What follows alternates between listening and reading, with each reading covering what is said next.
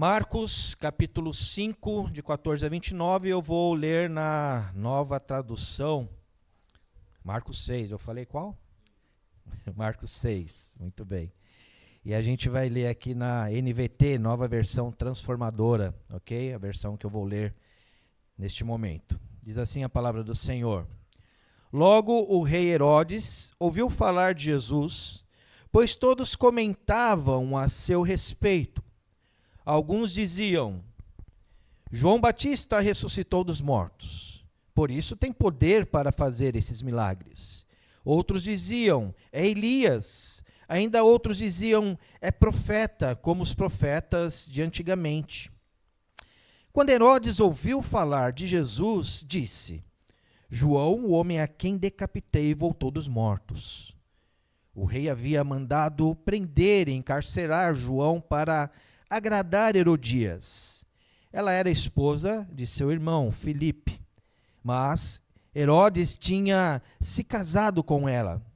João dizia a Herodes, é contra a lei que o Senhor viva com a esposa do seu irmão. Por isso Herodias guardava rancor de João, queria matá-lo, mas não podia fazê-lo. Pois Herodes o respeitava e o protegia, sabendo que ele era um homem justo e santo.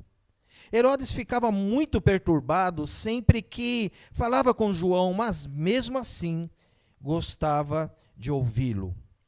Finalmente, no aniversário de Herodes, Herodias teve a oportunidade de que procurava. Ele deu uma festa para os membros do alto escalão do governo, para os seus oficiais militares, para os cidadãos mais importantes da Galileia. Sua filha, também chamada Herodias, apresentou uma dança que agradava muito Herodes e seus convidados. Peça-me qualquer coisa que deseje, eu lhe darei, disse o rei à moça. E prometeu sob juramento, eu lhe darei que pedir até a metade do reino. Ela saiu e perguntou à mãe, o que devo pedir? A mãe lhe disse, peça a cabeça de João Batista. Verso 25. A moça voltou depressa ao rei e disse, quero a cabeça de João Batista, agora mesmo num prato. O rei muito entristeceu com isso, mas por causa do juramento que havia feito na frente dos convidados, não pôde negar o pedido. Assim enviou, no mesmo instante, um carrasco com ordens de cortar a cabeça de João e trazê-la. Ele decapitou João na prisão, trouxe a cabeça num prato e a entregou à moça que a levou à sua mãe. Quando os discípulos de João souberam o que havia acontecido, foram buscar o corpo, colocaram numa sepultura. Vamos orar. Senhor, nós te agradecemos por esta manhã. Tua palavra será pregada nesse instante, Pai, que eu diminua e que o Senhor cresça e que nós possamos, Pai, entender, Senhor, a reflexão desta manhã, colocar em prática em nossas vidas. E obrigado porque a tua palavra ela é viva e eficaz. Obrigado porque é através da tua palavra que conhecemos a tua vontade, é através da tua palavra que nós conhecemos a Cristo, nosso Salvador. Obrigado porque o Senhor nos dá a liberdade de pregarmos nesse país, nessa cidade, neste bairro. E, Pai, que possamos aproveitar esta oportunidade para falar do teu amor àqueles que necessitam ouvir, Senhor, da salvação em Cristo Jesus. Em nome de Jesus é que nós oramos. Amém. Muito bem, eu não combinei com o Mateus a introdução do culto, mas ele praticamente fez a introdução da mensagem desta manhã. Este é um texto, meus irmãos, denso e é um texto, ao mesmo tempo, maravilhoso. Um texto onde nos convida a um compromisso sincero com a palavra de Deus. Um texto que nos obriga a olhar, lê-lo e procurar refletir o que o Senhor está falando ao nosso coração, o que o Senhor quer falar ao nosso coração. Meus irmãos, dentre várias lições ensinadas pela história da igreja, uma das mais importantes é que a perseguição, ela faz a igreja crescer.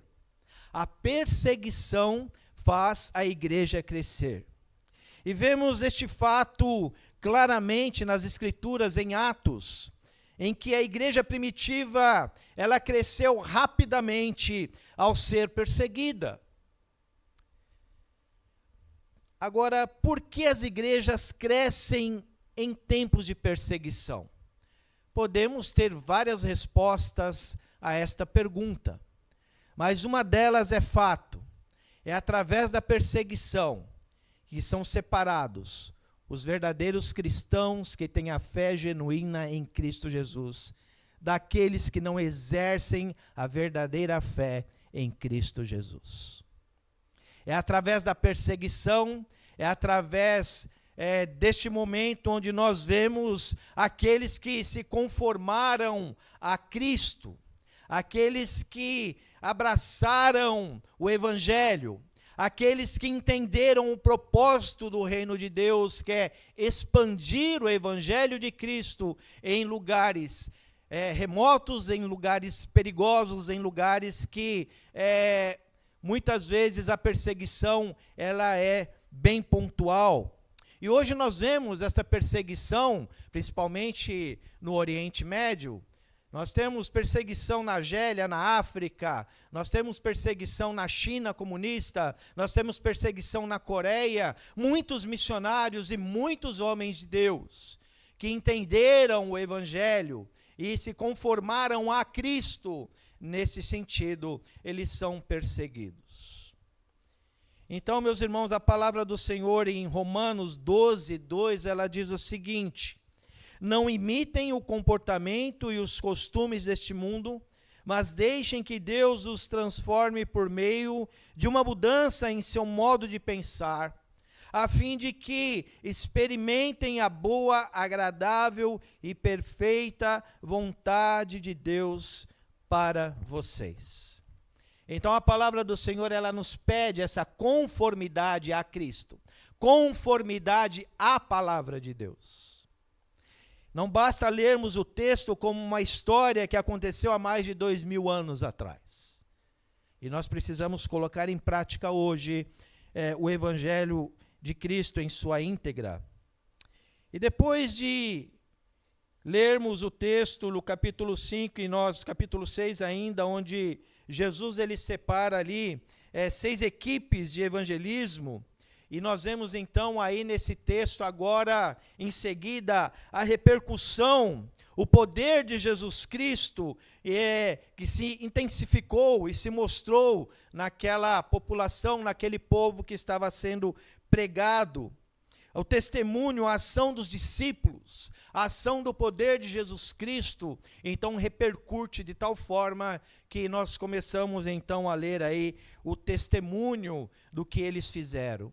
Interessante, meus irmãos, ler sempre sobre a repercussão do Evangelho na palavra de Deus. Desde a igreja primitiva, todas as vezes que os discípulos, eles avançavam pregando a palavra de Deus, e nós notamos uma repercussão imediata da população. As pessoas começavam a perguntar e a equiparar Jesus Cristo com os profetas, com aqueles que estavam pregando a palavra de Deus, mas o interessante é que esses homens, eles se conformaram a Cristo de tal forma que pregavam com ousadia a palavra de Deus, e parece-me que hoje esta atitude ela tem sido apagada no meio da igreja, principalmente em países como o nosso, que tem a liberdade de pregar a palavra de Deus. Parece que nós nos acomodamos com a mensagem pregada, parece que nós nos acomodamos com o nosso estado cristão de ser,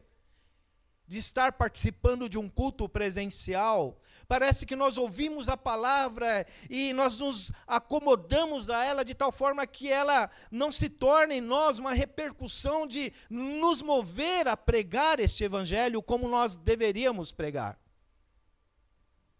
Então, quando nós falamos que a perseguição é algo que motiva a igreja a avançar mais e pregar o evangelho, aí talvez você pense assim, mas então a gente precisa ser perseguido para pregar a palavra de Deus. Mas é interessante, meus irmãos, que quando há uma fagulha de aviso de que a igreja será perseguida porque tal governo, ou tal ação, ou tal atitude de algum poder vai fazer para fechar a porta das igrejas, as igrejas se mobilizam e começam a disparar hoje no WhatsApp, nas ações, nas redes sociais, vamos orar, que a igreja vai ser perseguida, nós não vamos poder pregar mais.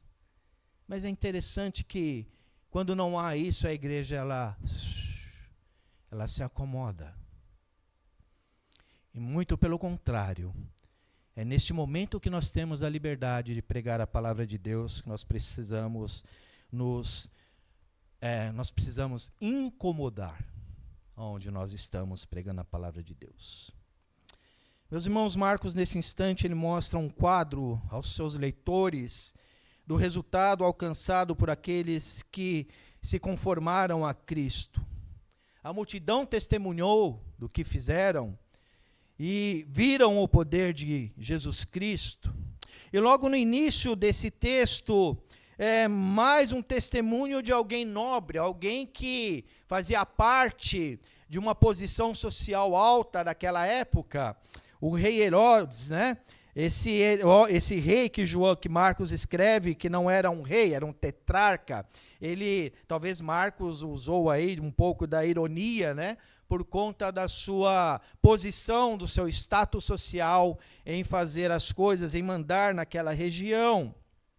E logo no início desse texto, mais um testemunho de alguém nobre como Herodes. Marcos, ele destaca nesse texto aqui Herodes, alguém que ouviu várias vezes sobre a palavra de Deus, sobre o novo reino. Alguém que várias vezes ouviu sobre o pecado, sobre o arrependimento, sobre a posição que ele deveria tomar diante daquilo que ele estava escutando.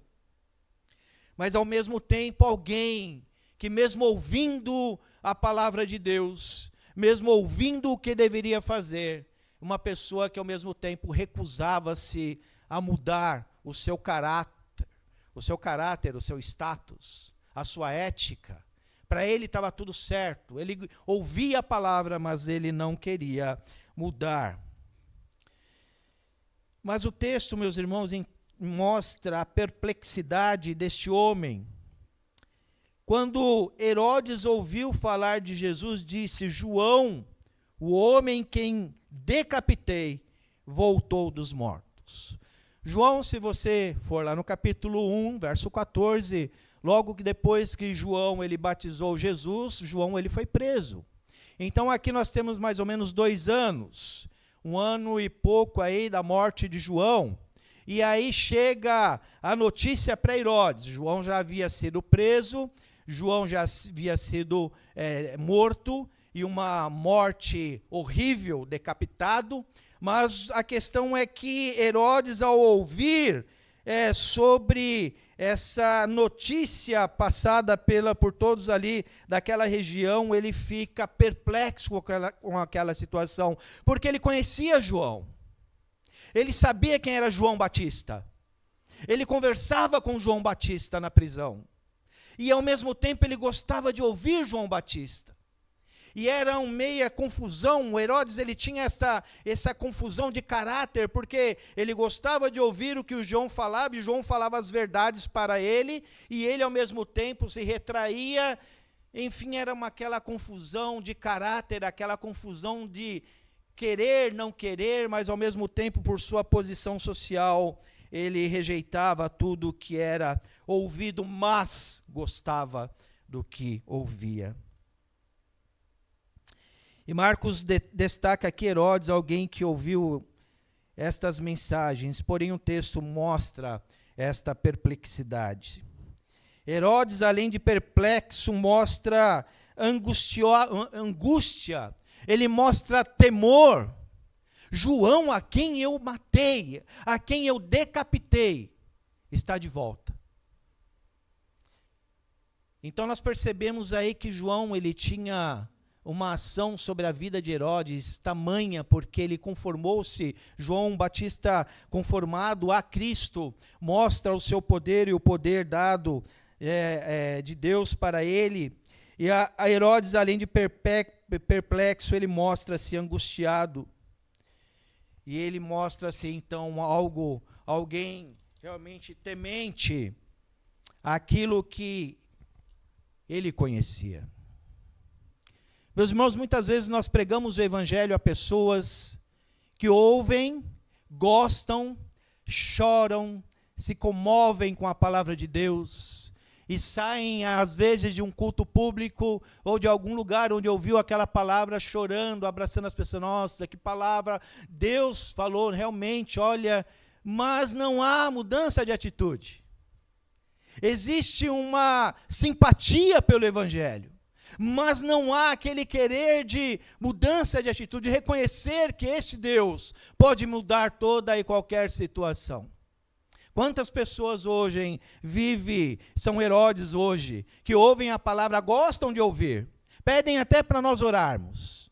É simpatizante ao evangelho, apenas simpatizante, mas não aderem à causa, não aderem ao evangelho, crendo em Cristo como o seu Salvador. Meus irmãos, agora os leitores vendo esta carta, onde Marcos ele escreve esse evangelho, eles começam a notar e se deparam com as notícias e os resultados daqueles que se conformaram a Cristo, daqueles que entenderam sua responsabilidade e desafio, homens que cumpriam seu mandato no poder de Jesus Cristo. Não era no poder deles, mas no poder de Cristo. Homens na dependência de Jesus Cristo. E no meio desta notícia, os leitores olham e se deparam com essa notícia de como João Batista, aquele que foi levado ao deserto, sendo preparado por Deus, aquele homem que se demonstrava humilde, íntegro na sua ação, na sua atitude em pregar o evangelho de Cristo, onde João ali no deserto pregava o arrependimento dos pecados, e o batismo era este sinal das pessoas virem até João, arrepender-se, serem batizados e serem então perdoados por Cristo.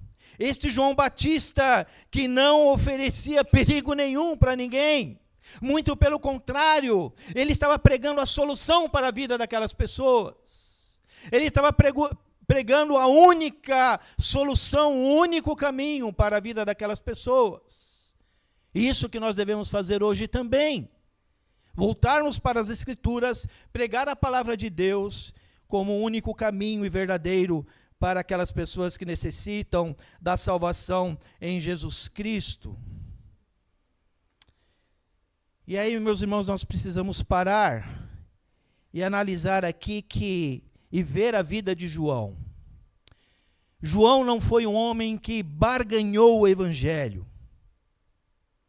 João, antes, ele com ousadia, ele pregou o poder de Cristo, o poder da transformação, o sangue de Cristo, o novo reino. João, ele não se conformou com as atitudes daquela região. João, ele não pregou um evangelho facilitador, onde pode aceitar as ações e adequar as ações do mundo para o evangelho, para arrebanhar pessoas. João, ele teve ousadia, ele não barganhou o evangelho de Cristo. João Batista, ele não pragmatizou o evangelho a fim de agradar quem o escutava. E hoje nós temos igrejas que têm a pragmatização do evangelho, onde elas adequam o seu culto, colocando muitas vezes até luzes negras no palco, onde o louvor está sendo tocado, e outras coisas que podem chamar a atenção do público, agradar aqueles que estão presentes.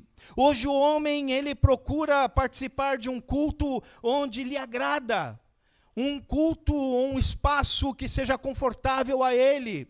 E principalmente um culto que não fale sobre o inferno, um culto que não fale sobre perdão, um culto que não fale sobre regeneração, mas somente bênçãos e bênçãos e bênçãos. E João, nós vemos em João que João ele não tinha medo de falar a verdade, tanto que João, quando começou a falar da atitude do casamento, da vida conjugal aí de Herodes, Herodes procurou prendê-lo, porque poderia, de repente, causar na população uma certa revolta, e Herodes não queria que isto acontecesse. Então vamos dar um cala-boca? Herodes não pagou João, talvez, a gente não sabe, mas ele não ofereceu dinheiro para João ficar quieto, não fala nada. Prega o teu evangelho, mas não fala nada sobre o meu estado conjugal. Então Herodes achou por bem dar um cala-boca em João. Vai para a cadeia, fica lá, recluso lá, só eu e você bate papo, mas eu quero evitar confusão lá fora para a minha vida particular. João Batista, ele incomodou e viveu de fato o evangelho, o seu testemunho. E o testemunho de João repercutiu a todos os discípulos. E João e esses discípulos, eles deveriam ser o lembrete de que, mesmo escolhidos para pregar a palavra de Deus, deveriam fazer isso na dependência de Deus. Meus irmãos, pregar o evangelho, evangelizar, levar a palavra às pessoas que não conhecem, quando nós nos colocamos à disposição desta tarefa, quando nós somos incumbidos a pregar este evangelho, meus irmãos, precisamos estar na dependência de Deus, em oração, sendo direcionados por Deus, porque é o poder de Deus que vai repercutir entre o povo. E a perplexidade vai se fazer presente na vida daqueles que ouvem a palavra. E o bairro, a cidade vai começar a dizer, ali está pregando algo novo. Ali nós estamos ouvindo algo diferente. Algo que está incomodando a minha mente. Algo que está incomodando nossas vidas. Precisamos saber o que é. E a palavra de Deus, ela nos convida a termos esta conformidade a Cristo. Nós precisamos ser este lembrete a este mundo. E ao mesmo tempo no temor e no poder do Senhor.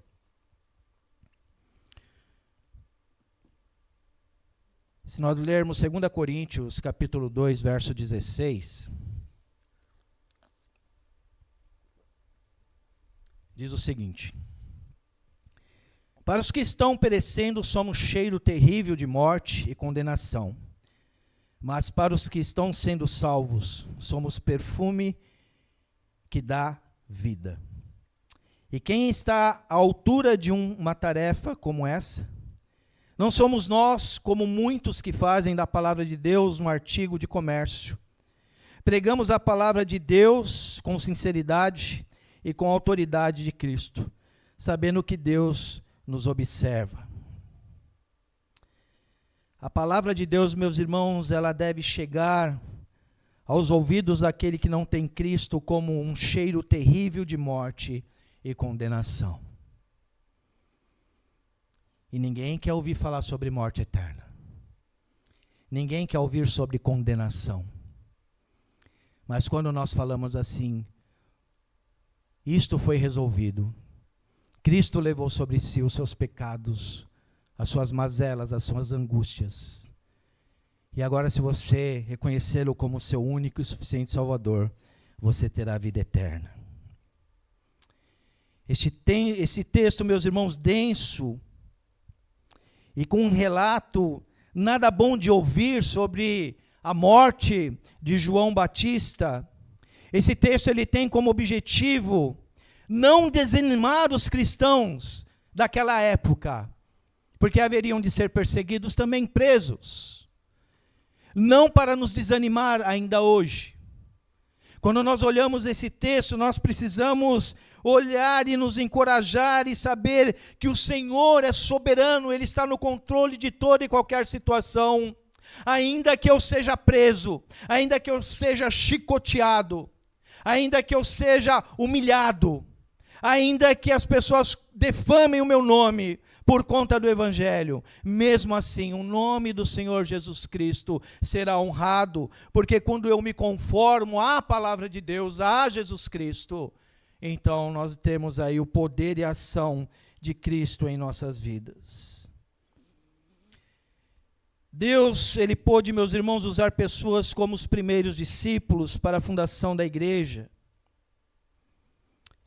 E os que seguem a trilha desses têm o motivo para se sentir encorajado, mesmo sabendo que poderão ser perseguidos, odiados, presos, ultrajados.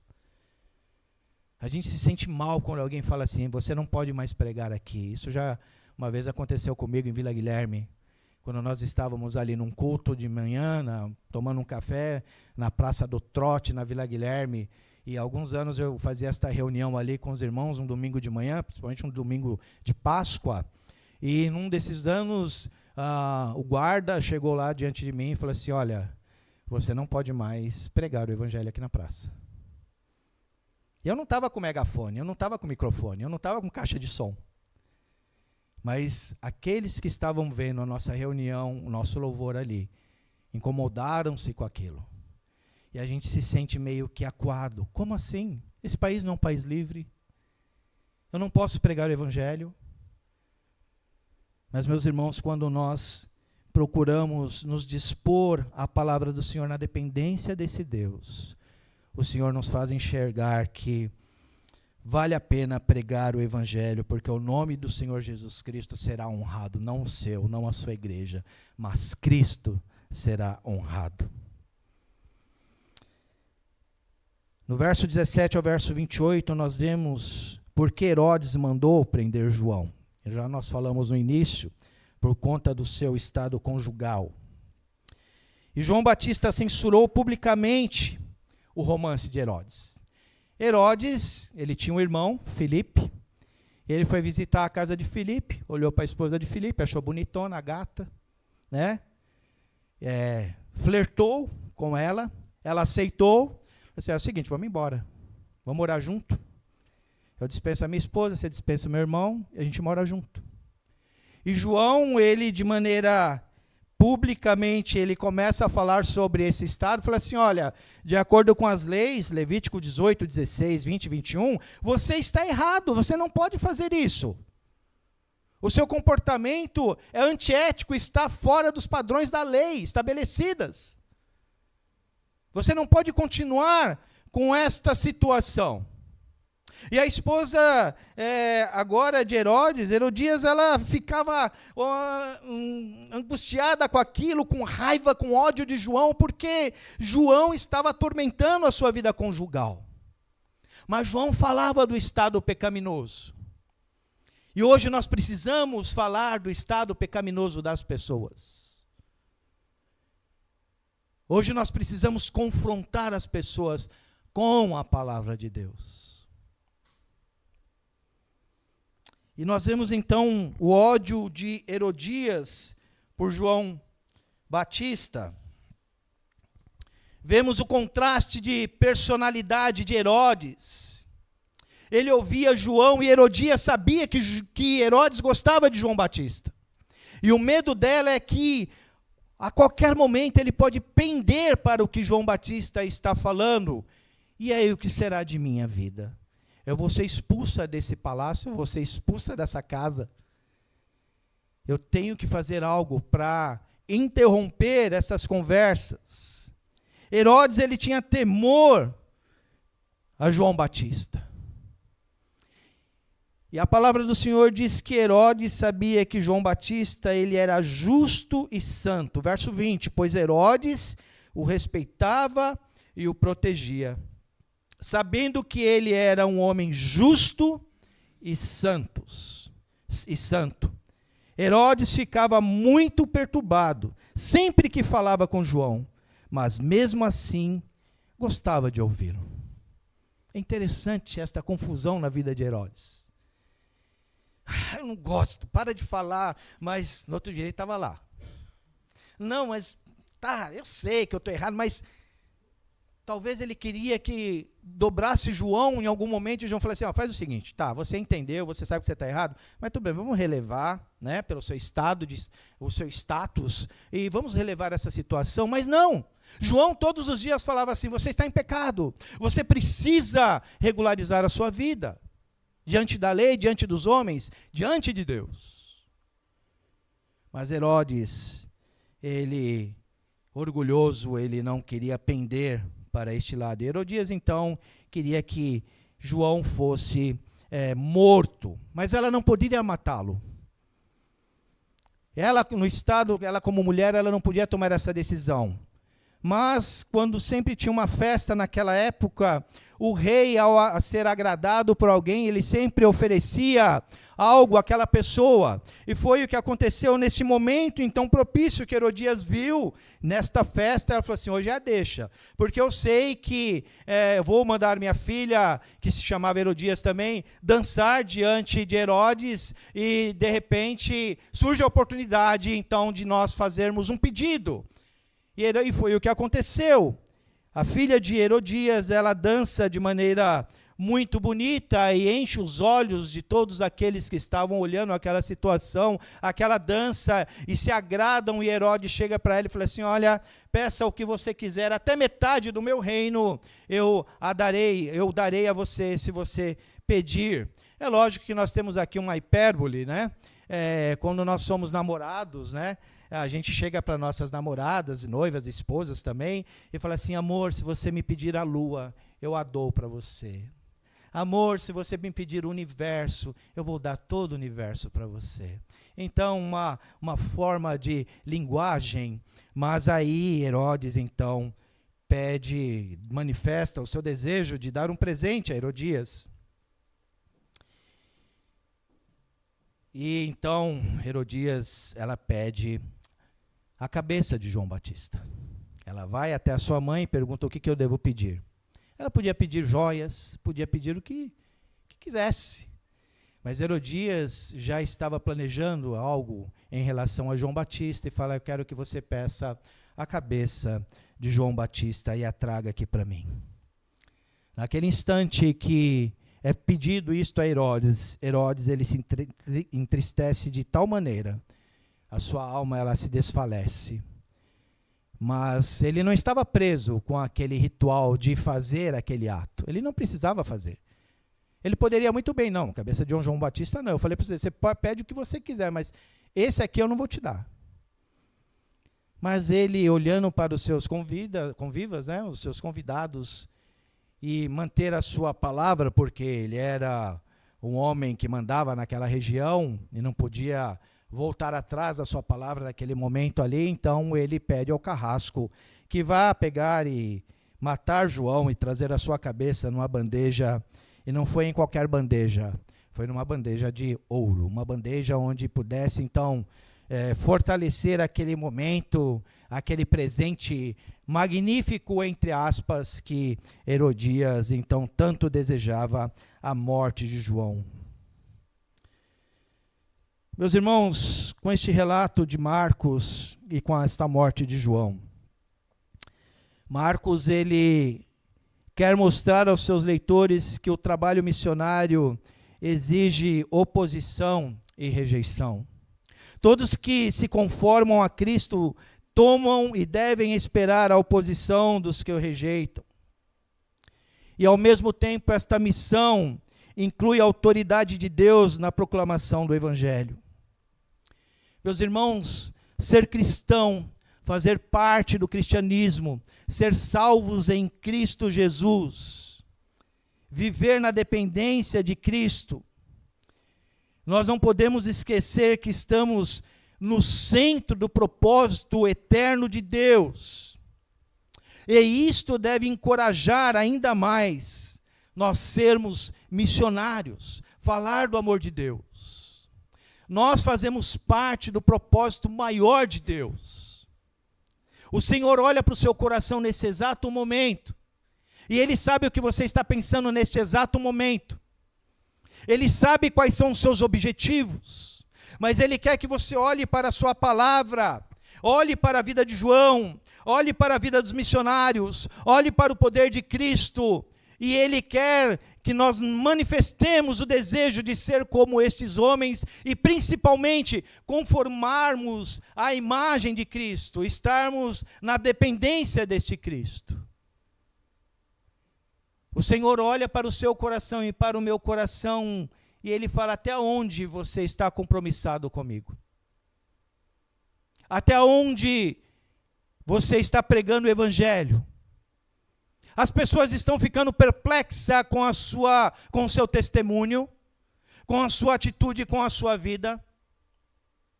As pessoas estão olhando você diferença.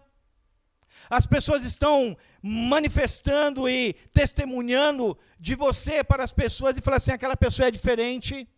E você tem a oportunidade de falar assim: olha, eu vivo desta maneira porque é o Senhor que me mantém assim, é o Senhor que me sustenta, é o Senhor que me dirige, e eu gostaria muito que você conhecesse esse Senhor que enviou o seu único Filho para morrer na cruz por você e por mim, o único capaz de perdoar os seus pecados, perdoar os meus pecados, mesmo Ele sabendo que eu tenho os meus defeitos, mesmo Ele sabendo que eu, como seu discípulo, posso falhar em algum momento, não exercer a fé como deveria exercer, mas o Senhor, Ele utiliza mesmo assim na minha vida, como seu instrumento de glória para a pregação e a anunciação do Evangelho de Cristo até que Ele volte.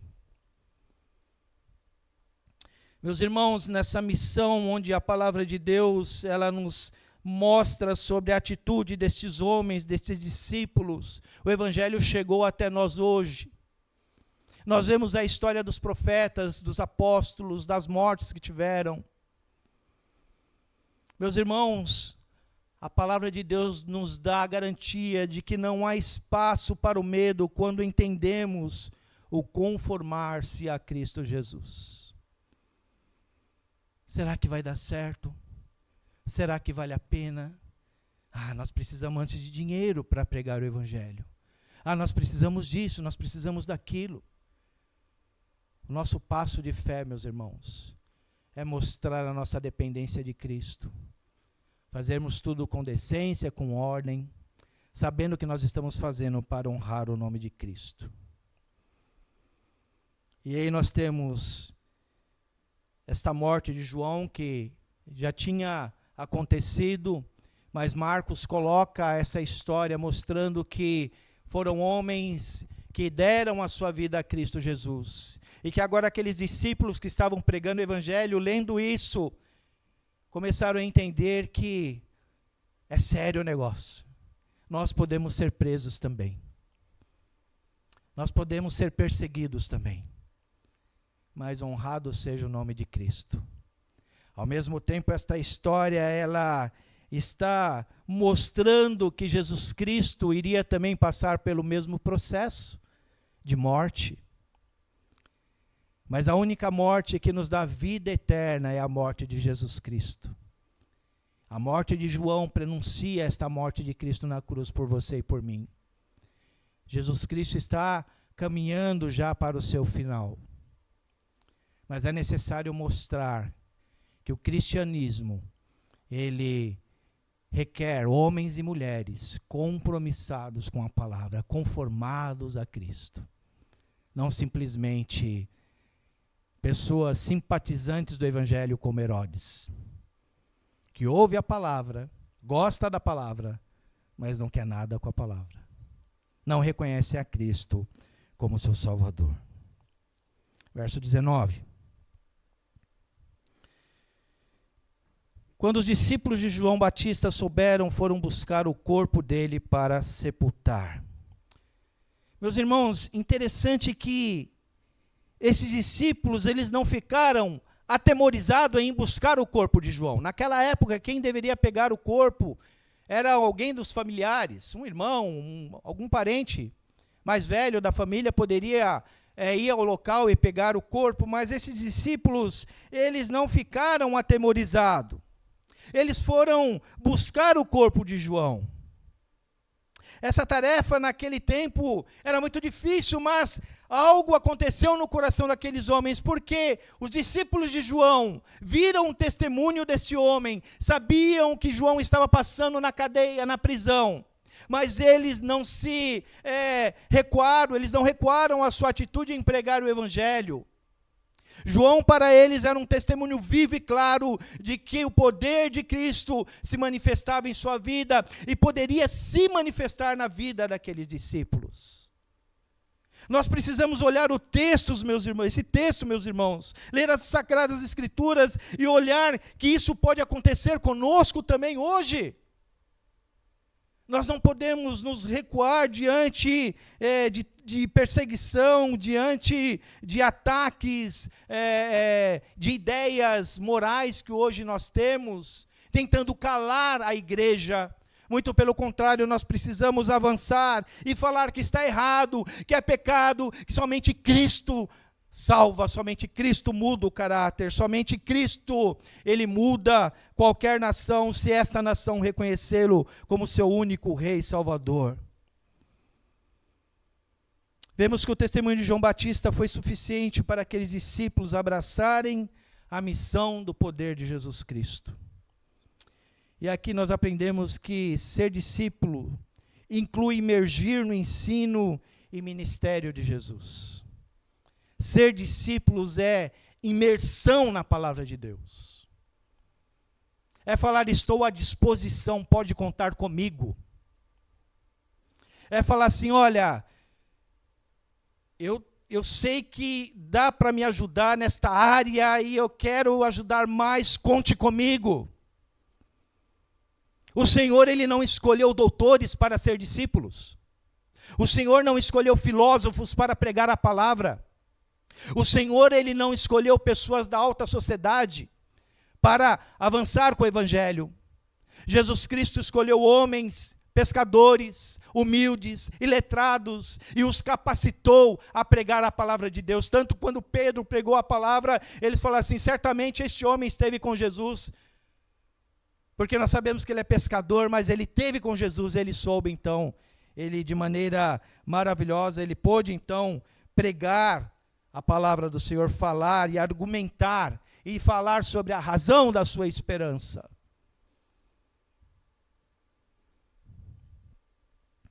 Nós precisamos ter essa imersão no Evangelho, meus irmãos.